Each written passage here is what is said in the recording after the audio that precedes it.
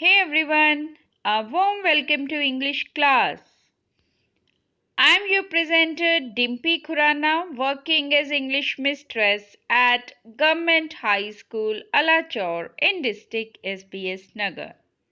Dear students, in today's session we will continue our previous topic, that is the play from class 9, and the name of this play is The King Who Limped. In previous session, we have done its textual reading, word meaning and related question answers. And in today's session, we will continue its reading and will do its exercise. So dear students, without any delay, let's start. First of all, we will recapitulate our previous session and will write the answer of these questions. Dear students, keep a notebook and a pen with you and you need to write the answer of these questions. First is, who is the writer of the play The King Who Limped? Yes, it's very easy. Think over it. Next question is, who were the courtiers waiting for in the palace? Question number 3, who is plump and important looking? Question number 4, how does the first lady look? Question number 5, who is short and fat, very fat looking? Question number 6. How has the courtier been described? Question number 7. Describe about the first appearance of the king. Question number 8. Who were the two men whom the king had brought? Question number 9. Why there was buzz of astonishment? And question number 10. Why king brought the two men who were fighting in street? So dear students, write the answers of these questions. Yes, here we will match your answers. Who is the writer of the play The King Who Limped? Yes, it is Monica Thorne. Who were the courtiers waiting for in the palace? And its answer is, the courtiers were waiting for the new king. Who is plump and important looking? And its answer is the Prime Minister James Crowther. Next, how does the First Lady look? And its answer is, she looks tall and slim. Question number 5. Who is short and fat, very fat looking? Yes, its right answer is the Second Lady. Question number 6. How has the courtier been described? And its answer is as a handsome young man with kind heart. Question number 7. Describe about the first appearance of the king. And its answer is, he wears a bowler hat and walks with a pronounced limp. Question number 8.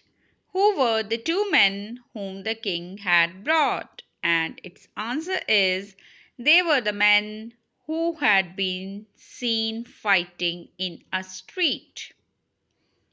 Question number 9. Why there was buzz of astonishment? And its answer is, due to unusual appearance of the new king. And question number 10. Why king brought the two men who were fighting in street? And its answer is, to know the cause of fight and arbitrate between them. So, dear students, before starting textual reading, now we will do word meanings, right?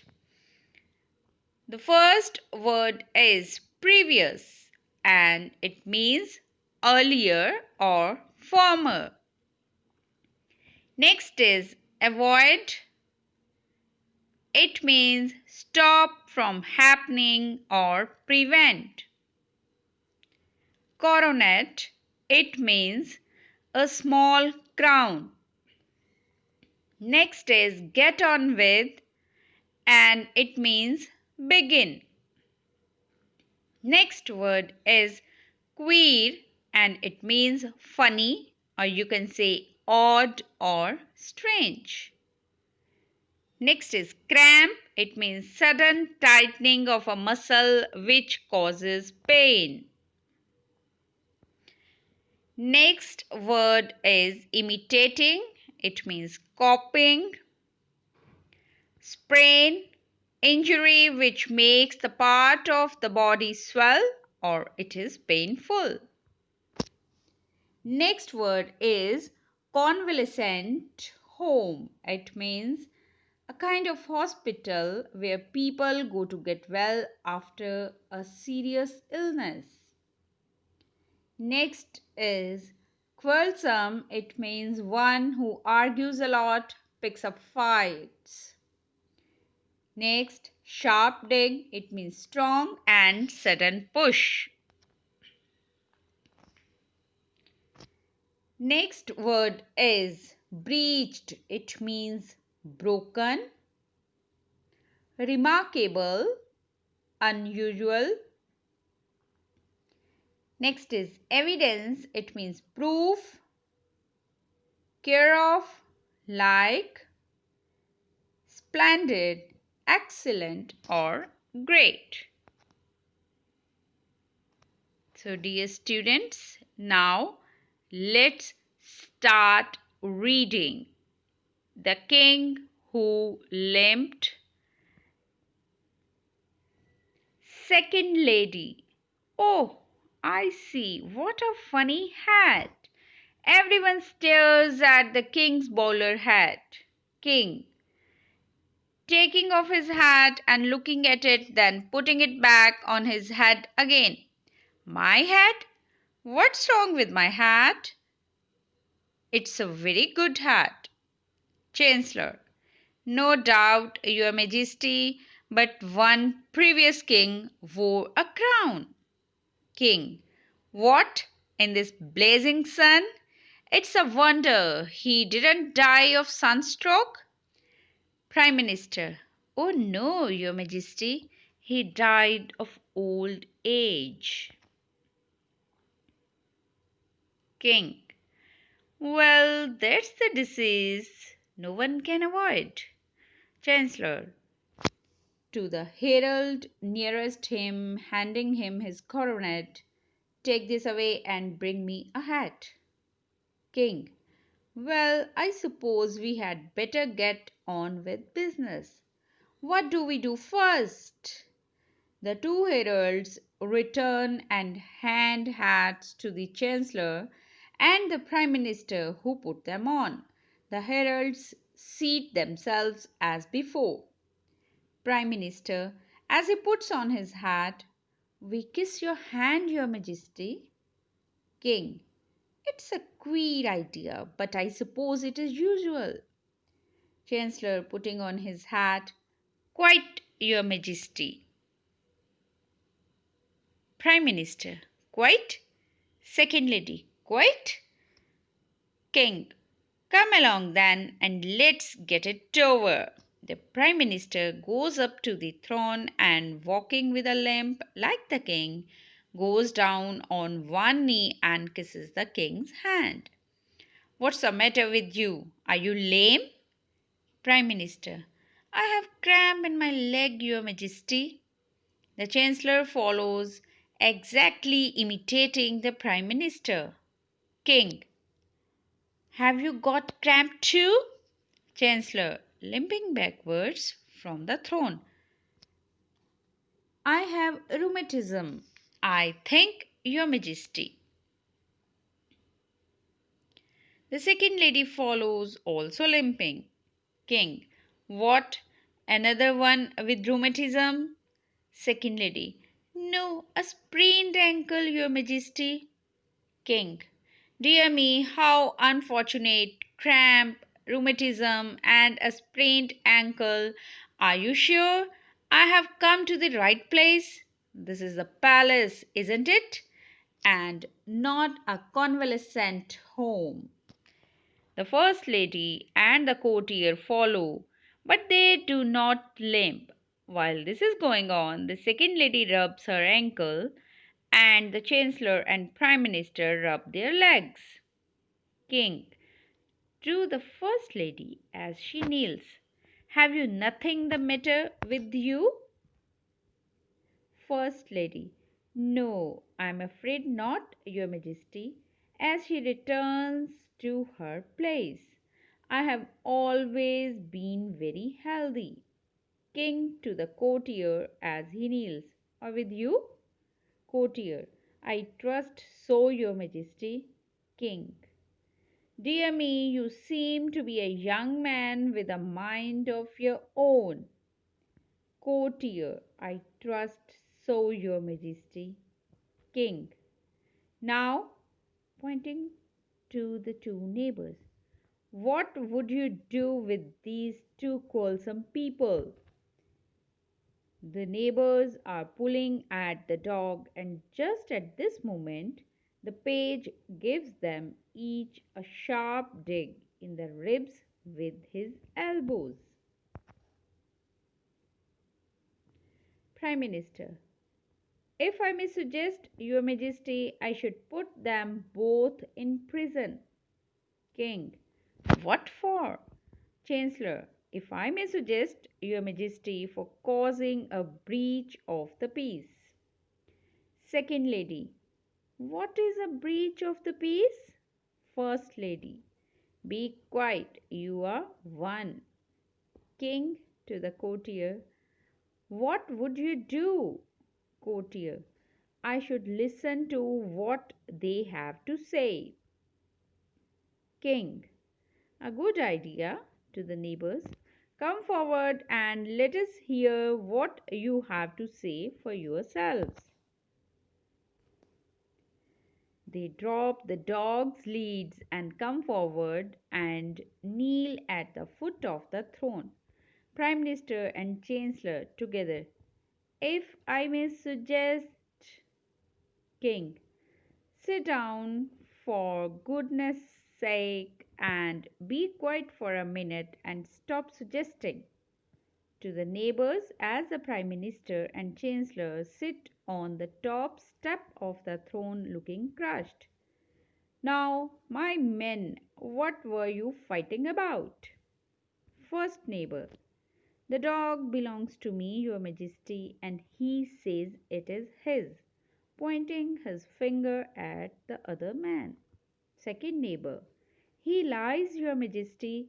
The dog is mine. It was given to me by my brother last August. King, go and fetch your brother.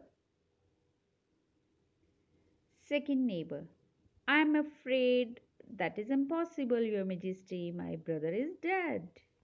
King, well, a dead witness is of no use to you, that's certain. First neighbor, do not believe him, Your Majesty. I found the dog starving in the street and took it home 3 months ago. It has been with me ever since. Second neighbor, it is not true, Your Majesty. He would never be kind to a starving animal. He is a hard man. King, well, one of you must be lying. Which is it? First neighbor, not I, Your Majesty. I have never told an untruth in my life. King, hum, you must be a most remarkable man. Second neighbor, I am a man of few words, Your Majesty, but I still say the dog is mine. King, is there anyone here who knows these two men? All shake their heads and murmur, no. Then we can get no evidence. What is to be done now? Courtier, keep the dog yourself, Your Majesty, then no one can quarrel about it. King, but I don't care for dogs. I like cats better. Besides, I want to find out which is the real owner. Also, the dog is certainly not mine. I have no right to it. To First Lady, what would you do about it? You, I mean, the lady who did not limp. First Lady, oh, I hardly know. Why not divide the dog in two and give them half each? King, a splendid idea. To neighbors, do you men agree to that? First neighbor, if your majesty thinks fit. King to second neighbor, and you, my man? Second neighbor, no, no, I do not agree to that. Let him keep the dog, your majesty. It is a good little dog.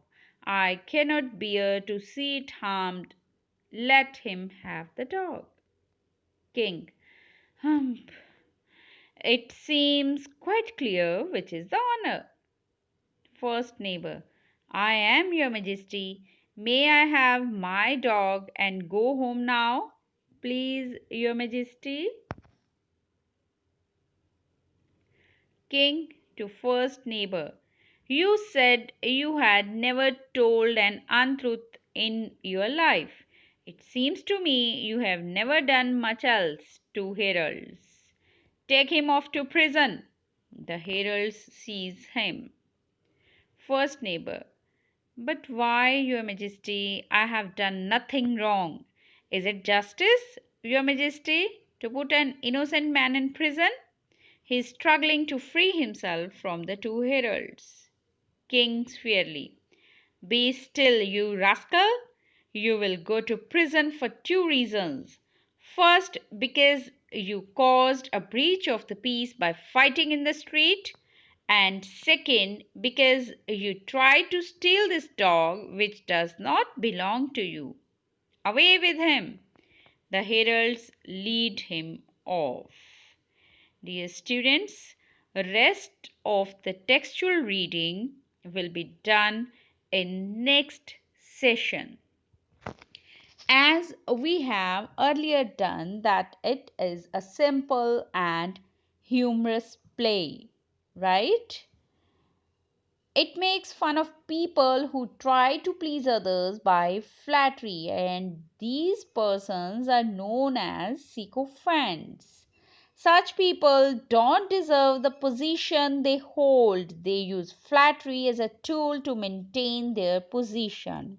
Okay, so dear students, this is today's textual reading. Now we will do post reading activities. Here we will discuss question answers. First three questions have been done in previous session, and we will do question number 4 in this session. Why were the two men fighting? Question number 5. Why did the Chancellor and the Prime Minister walk with a limp? Question number 6. Who else did not walk properly? Why? And question number 7. How did the king return the dog to the right owner? Dear students, think over it. You need to write the answer of these questions. Take your time. Let's match your answers. First, why were the two men fighting? And its answer is yes, both of them were fighting and claiming the real ownership of a dog, as we have read in this text. Next, why did the Chancellor and the Prime Minister walk with a limp? And its answer is they saw that the king had a limp. In order to please the king, they pretended that they too had a limp. Next question.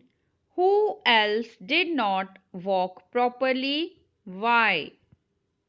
And its answer is one of the two ladies in waiting did not walk properly.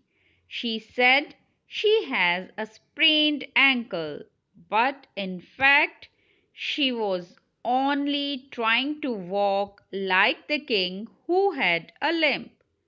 She thought she would thus please the king. Next question. How did the king return the dog to the right owner? Yes, it was suggested that the dog should be divided in two parts. The two neighbors could then have half part each. The first neighbor agreed to it at once, but the second neighbor said, "It is a good little dog. I cannot see it harmed. Let him have the dog." Thus, the king saw that the second neighbor was the real owner of the dog. He gave the dog to this man and sent the other one to prison. Dear students, these are the question answers related to the particular text. Now here we will do true or false. First of all, I will read out these sentences and you need to tell that which statement is right and which is wrong, right? Listen carefully. Everyone stared at the new king's bowler hat. Is it true or false? Think over it. Next, previous king died due to sunstroke. Next, on asking of the king, the courtier opined that he would listen the two men that what they have to say. Next, the second neighbor told the king that the dog was given to him by his brother in last August. Next, the first lady suggested to divide the dog in two parts and give half each to both the parties. And next statement is the king divided the dog in two parts. Dear students, try to find out that which statement is true and which statement is false. Think over it. Take your time. You can do it. These are quite easy. So let's match your answers. Everyone stared at the new king's bowler hat. This statement is true. Next, previous king died due to sunstroke. This is false. Yes, he died due to old age, right? Next, on asking of the king, the courtier opined that he would listen the two men that what they have to say, and this statement is true. Next, the second neighbor told the king that the dog was given to him by his brother in last August. Yes, this statement is true. Second neighbor told the king that this dog was given to him by his brother in last August, right? Next, the first lady suggested to divide the dog in two parts and give half each to both the parties. Yes, the first lady suggested this. So, this statement is true. Next, the king divided the dog in two parts. Whether the king divided the dog? No. So this statement is false, right? Dear students, hope you like this story and you understood very well its theme. And now it's time for home assignment, learning to write. Write a short paragraph on impact of company of sycophants on one's growth.